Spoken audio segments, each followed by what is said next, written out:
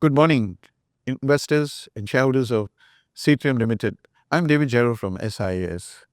This morning, I have with me Mr. Chris Ong, the CEO of Seatrium, to join us on this Fireside chat organized by SIAS. Chris, thank you very much for having us back again. I remember coming here 2 years ago, and it's indeed a pleasure to meet you.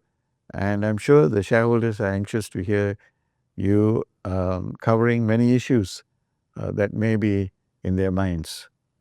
First and foremost, congratulations for the profitable FY 2024 with reported earnings of 157 million, reversing the 2 billion loss in financial year 2023. These are the signs of recovery that shareholders have been waiting for a long time. Under your leadership, Chris, Seatrium has undergone a remarkable transformation over the past 2 years, securing a robust order book and driving operational improvements. You have worked really hard and deserve a big pat on the back.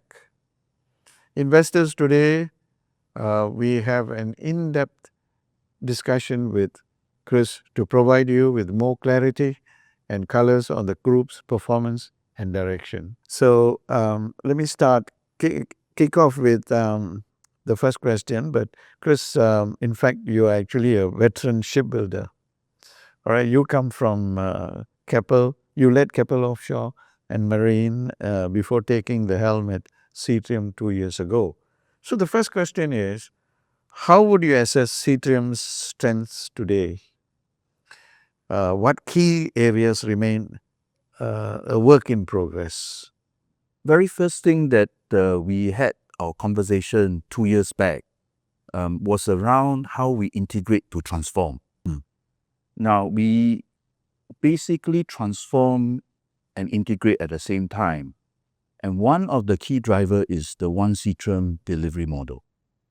We used to operate very yard-centric, which means to say that the facilities, the talent, the capacities is very limited, yard to yard. And when there are overspill, yes, then there will be sharing of loads. But today, we have fundamentally transformed the fundamental operating model, which means to say that the facilities are all very horizontally integrated.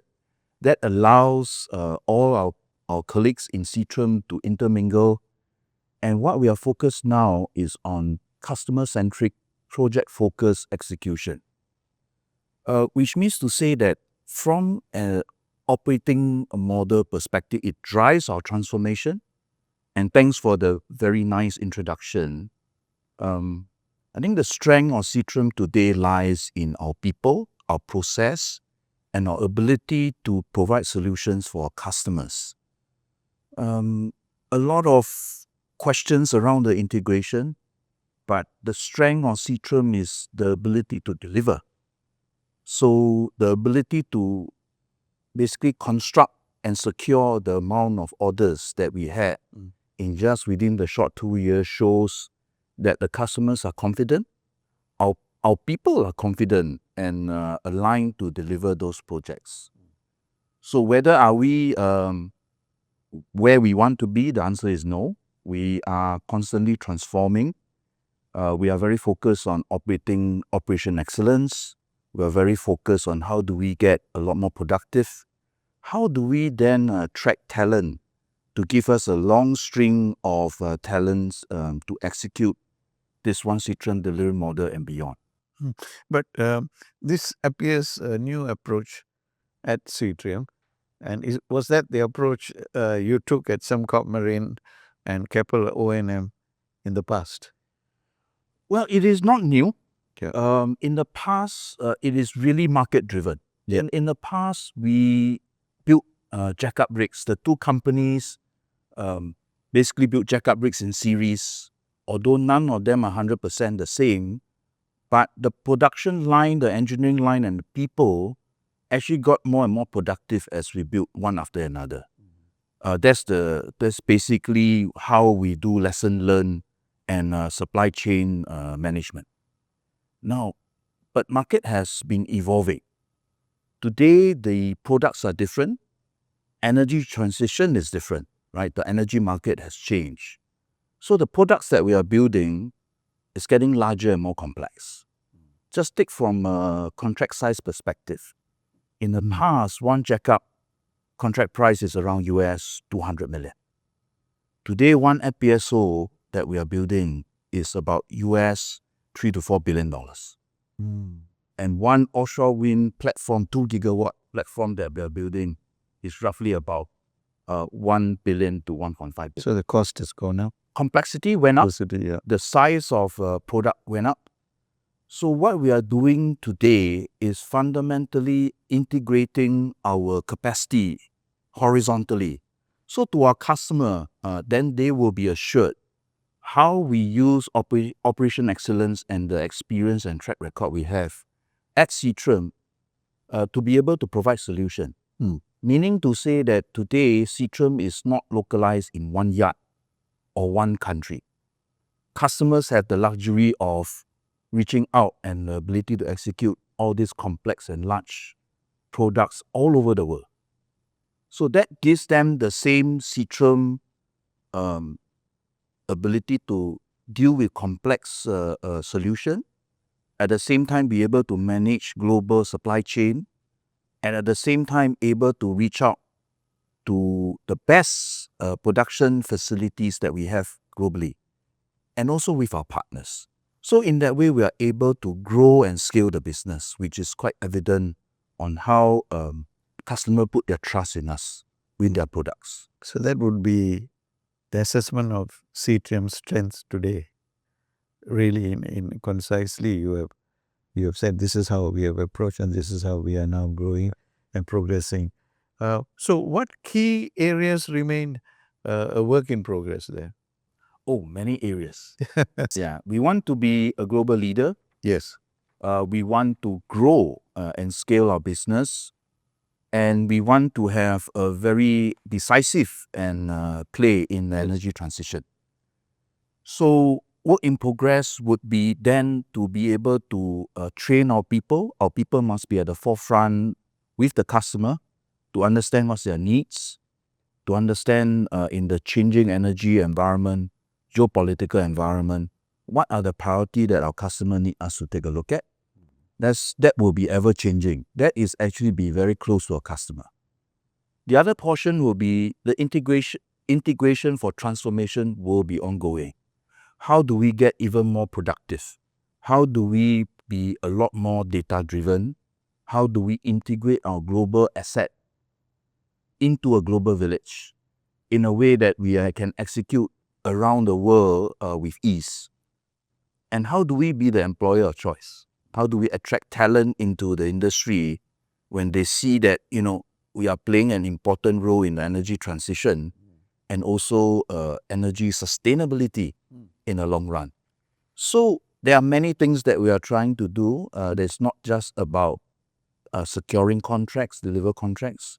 There's a lot of foundation that we're trying to build to make sure Seatrium is able to compete and flourish in the energy transition. Compete and flourish. So who are your competitors? Well, different sectors have different competitors. Yes. How tough is it now? Competition is always tough. Yes. Right? Nobody will give you a walk in the park in any of the contracts that we secure.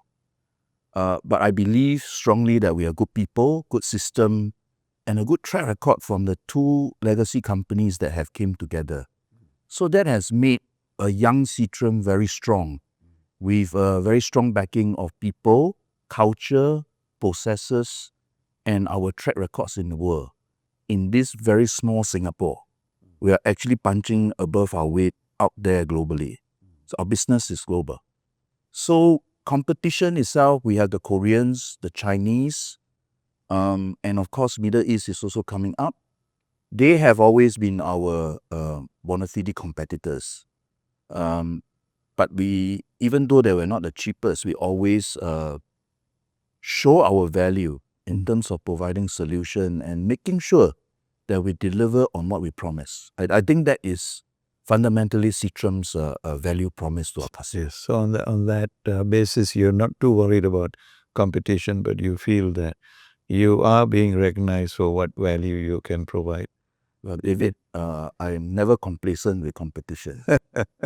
I Yeah. think our customers actually really keep us competitive. Let's put it this way. They have options, they have choices, and in today's market, they can go anywhere easily. But I think we need to continue to give that Seatrium proposition to our customers. Safety, value for our money, Yes. the ability to engineer complex solution in a very logical way and in a very economic way.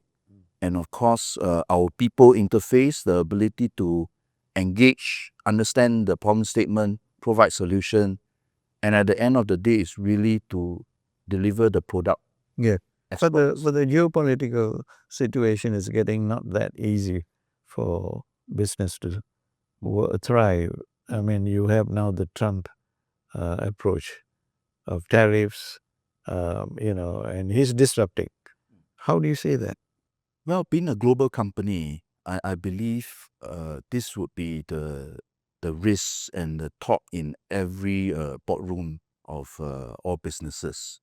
Now, the way that we take a look at this is that the demand for energy in the world will still continue to grow, regardless of how the geopolitics will Play out? change, right? Well, the long-term prospect of energy transition plus energy security will always be there. Plus, as we go more digital, the thirst for data, storage of data, energy demand will continue to grow. And as different countries continue to urbanize cities, energy will continue to grow. And as people want economics around energy for growth, I think Seatrium will always be relevant if we are adaptive and we are able to provide engineered solutions for customers. So short-term geopolitical pressures, we just have to be very resilient around controlling our costs, our supply chain, be mindful of regulation changes that might be pitfalls in our contracts. But I think in long term, the energy growth and the prospect for Seatrium to play a part will still be very relevant. So with that, let's move on to capacity for growth.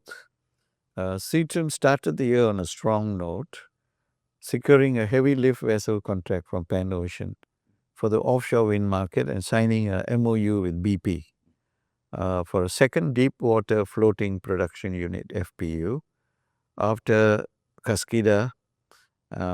Here, Kaskida is the name of the first FPU signed with BP. The group now has a net order book of 23.2 billion with 27 projects under execution until 2031. My question is this: is the group reaching its capacity limits, or can it support further growth? And operationally, have all integration issues been fully resolved, ensuring seamless execution across divisions? I think we are not at our 100% capacity yet. And why do I say that? Again, I bring back to the concept of one Seatrium delivery model. Our capacity now no longer is limited by just our yards, the combination of the two yards. It also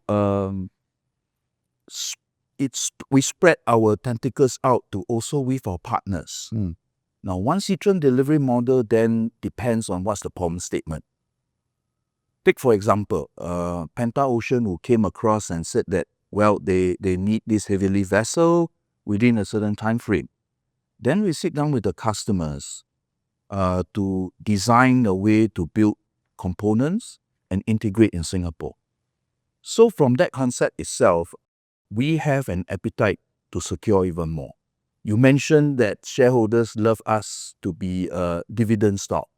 I think just to be very clear, Seatrium is going through a growth phase. So we need to grow.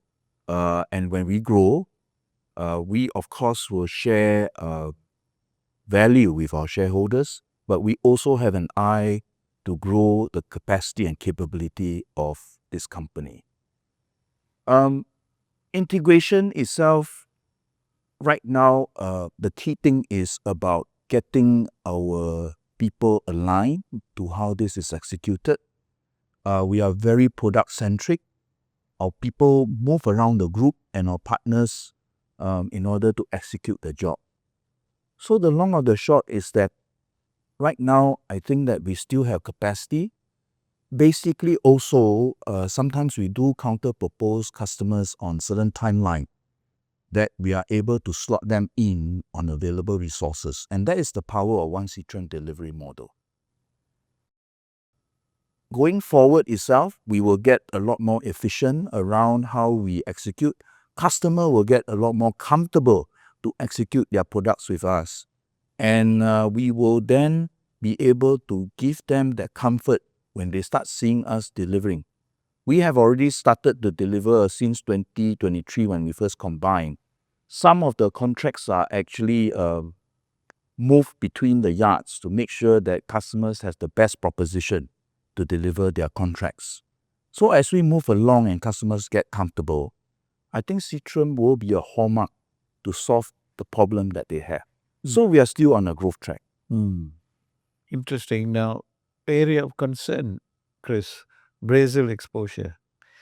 Seatrium has a significant concentration in Brazil, having secured major Petrobras contracts, including P-84 and P-85, which is about 11 billion as announced in 2024. This is alongside P-78, P-80, and P-83. Shareholders have raised concerns about this customer concentration risk. And how does management view this? How do you view this risk? And how are you managing it? Yeah. I think shareholders have pointed out a valid point. First thing, we do have quite a chunk of order from Petrobras because of our ability to execute local content and also our ability to execute complex engineering around the P series or FPSO. They are state of the art. Now, when it comes to concentrated risk itself, I bring the attention of investors to the way we structure the contracts. We are on milestone payment, and there is a cash flow consideration around when we receive the payment and how do we manage cash flow to make sure that the projects are healthy. If we reach a milestone, we are paid. So if you take a look at each of the projects itself, we will be very focused on construction, reaching the milestone and be paid.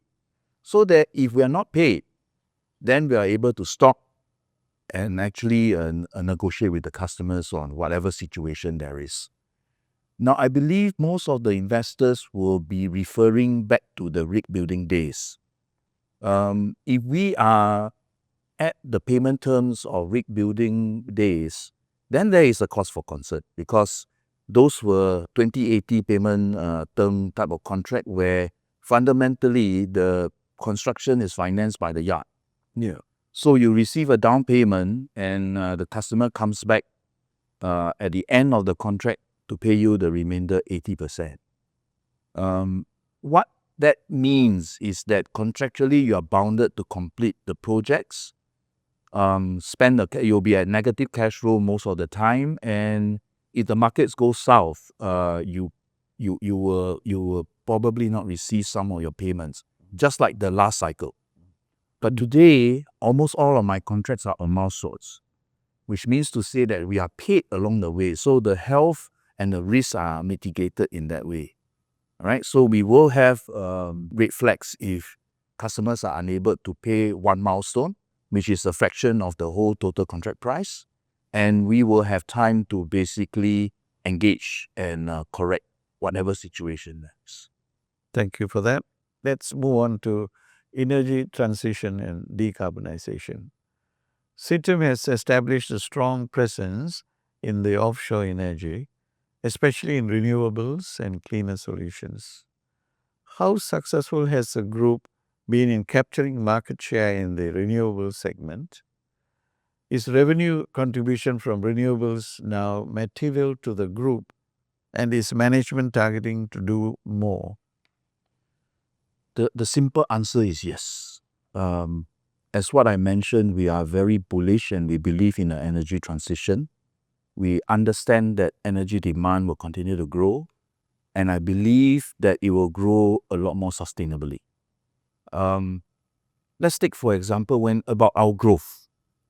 In 2023, we were just slightly above $6 billion in terms of net order book from greener energy. And in end of 2024, we were just slightly below $8 billion. So there is a healthy growth in our net order book. And we also went to the market and had that target to have 40% greener energy order book by 2030. So that signifies our ambition in it. And despite geopolitical tensions today, we think that we are still on track to achieve that goal. The reason is around our ability to be close to our customer, understand how they are developing each of the product for offshore wind, decarbonization, and our people are always at the front of our customers. Now, if we were to deliver our projects in hand, we will be single-handedly as a company contribute to 13 gigawatts of offshore wind energy. So that's huge. That to us, we are very proud of what we have achieved so far, and I think we will do more. But it's also not just about targets, right? Our sustainable financing framework that we have launched with our banks and financiers, we actually made a very bold target of doubling our revenue. Yes. Based from a base number of 2023 to 2030. So that signifies that, we will do more, but not only in offshore wind. Under the Decarbonization Trust, our repair and upgrade business is also at the forefront of both technology and the ability to execute. We just delivered the second carbon capture on board a ship. So that shows that, we are really at the forefront of market. So when the customers start looking at their need to decarbonize, Seatrium will be the name that they will remember. That's good to hear. That's good to hear. Chris, we now return to profitability and margin expansion of Seatrium. The revenue for financial year 2024 grew by 27%, and the underlying EBITDA and net profit figures have been strong as well. After years of losses, the group has successfully turned around to deliver an underlying net profit of 200 million. Question is, what has management successfully done to achieve better margins, and how much more room is there for further improvements to margins and EBITDA by leveraging the One Seatrium delivery model? Well, David, we are work in progress. Yes. So definitely as a work in progress, our targets will align with the 2028 targets that we came to the market. We want to sustainably deliver 10 billion of revenue or more, and a sustainable ROE of more than 8%, and that drives our growth. Now, what have we done? The key thing is about the integration, and not just integration because of the merger. It's integration for a more effective way of addressing the market. Now, the energy market did turn in our favor, of course, after the merger, but I think the key satisfaction that I think the team has done well is the ability to service the customer, provide solutions. Otherwise, no customer will come to us and give us their order.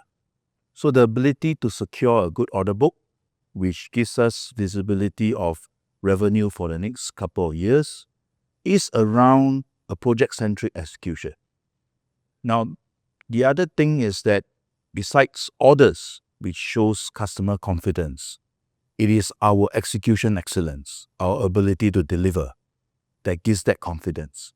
So, but internally, with that integration, horizontal integration, and one Seatrium delivery model, it allows us to streamline our costs. We have also mentioned that there will be synergies, but synergies is from where we can optimize from bringing the two organizations together. The other portion will be operating excellence and productivity. So what we have done is actually make sure that we have a certain standard of productivity that spreads across the group, and the team are delivering that productivity along the way that help us with our margin. And in just 2 years, we are still a very young company. Yes. So there's still many things to do globally. And I think that we will only get better. And the 2028 targets are the targets that we want to deliver or even outperform. So we're heading in the right direction, but more to come. Yeah. So you've been at the helm for 2 years now, and your team together.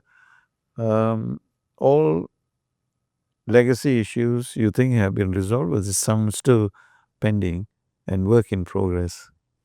Well, that question will probably hover around the Brazilian settlement. Yes. But that is a legacy issue. We have always come to the market to say that, the facts of the case is a legacy and it has happened in the past. We have collaborated and cooperated with the agencies, and we have given everything that we want. So I think that is due to be settled.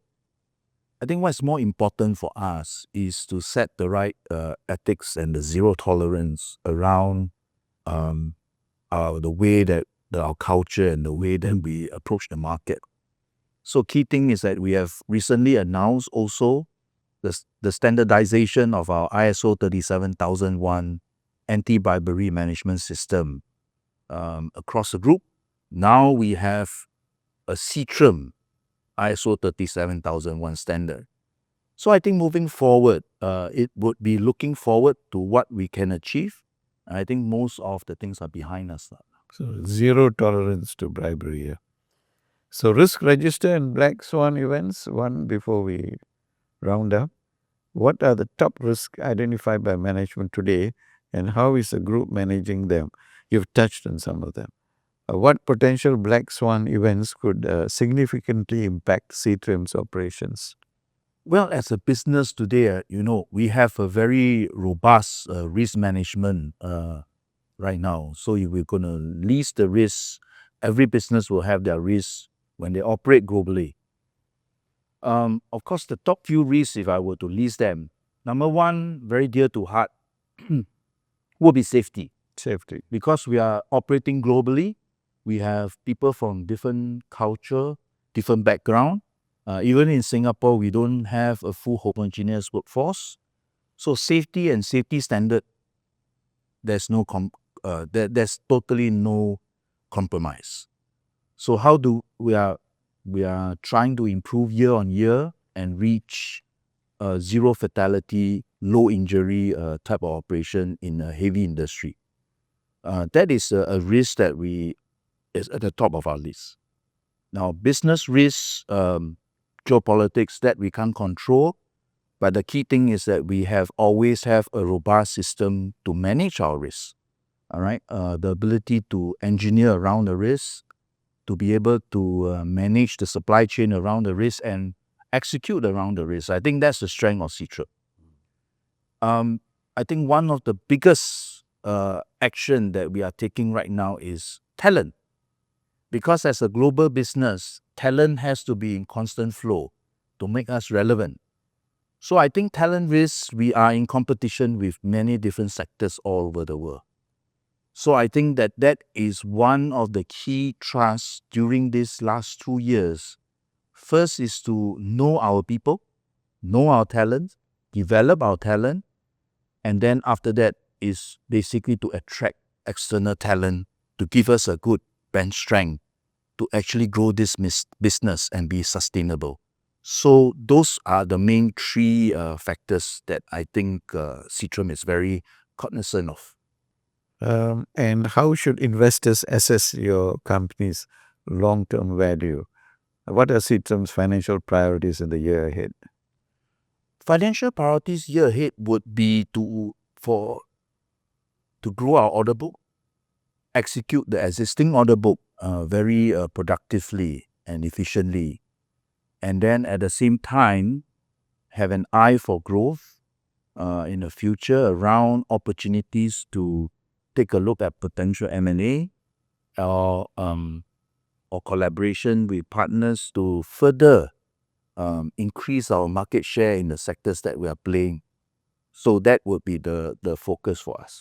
And investors, how will they assess the company's long-term value based on that?